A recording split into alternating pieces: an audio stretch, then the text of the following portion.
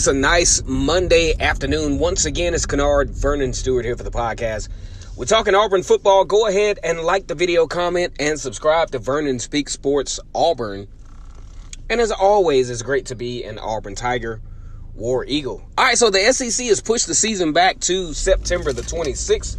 Auburn actually had a game scheduled against Ole Miss September the 19th. It will be interesting to see how that all comes about. Now, excuse me, according to sources, the games that will replace the other non-conference games that Auburn would have played is University of Missouri and the South Carolina Gamecocks. Both of those games, which I'm very eager to see.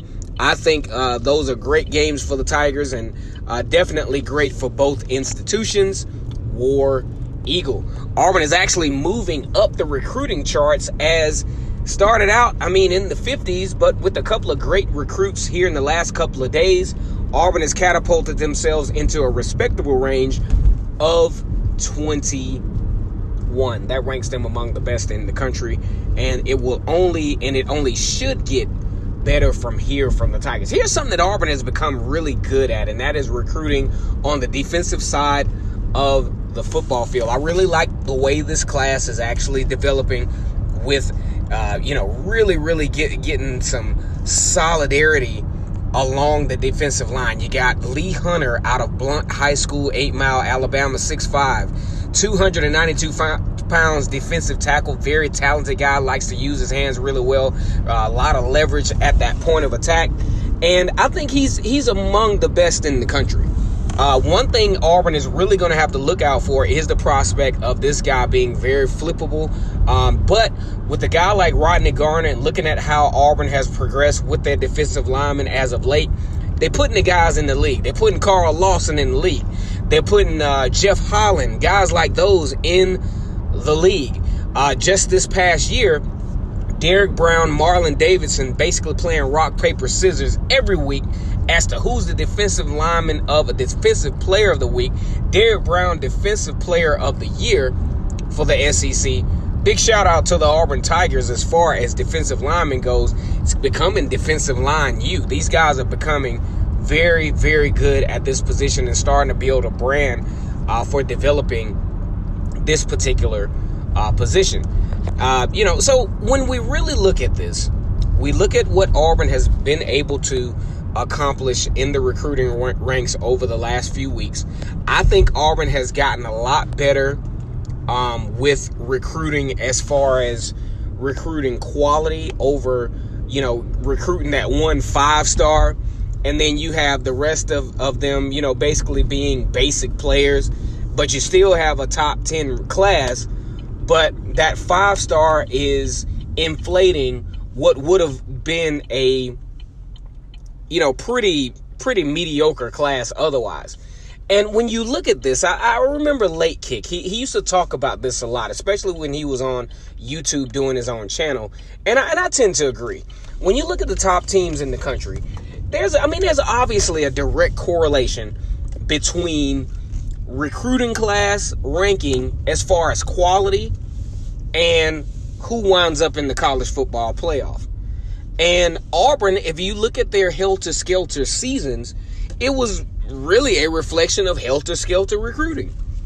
I think Auburn, if you look at the 2019 season, Auburn had a very solid season. A lot of folks won't give these guys credit, but 2019, 9-4, basically in every game they played against some of the best teams in the country, teams that performed very well outside of conference in college football playoff. LSU actually winning the national championship was a reflection of Auburn getting a lot more blue collar as far as recruiting, roster building as far as recruiting. There was no team that actually outmanned Auburn, and that was because of recruiting. Now, a lot of folks are going to get on here, and they're absolutely right, and say, hey, Auburn is going to have to do something as far as facilities goes. They're going to have to get caught up as far as that goes, and that's absolutely true. But we can't take away or discount what Auburn has been able to accomplish from a recruiting standpoint, especially from a competitive standpoint with the other institutions. Now, Here's the good part. Auburn has done a great job of being more versatile.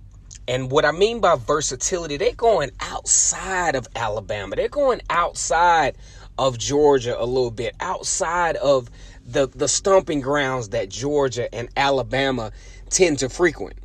They're going out. They're really thinking outside of the box on this thing. So much so, really impressed with Tobechio Coli. That's a video that I did yesterday of a guy out of Kansas City, Missouri. I can't think of a recruit that Auburn has gotten out of Kansas City, Missouri, or Missouri in general. Very good eye on the part of the recruiting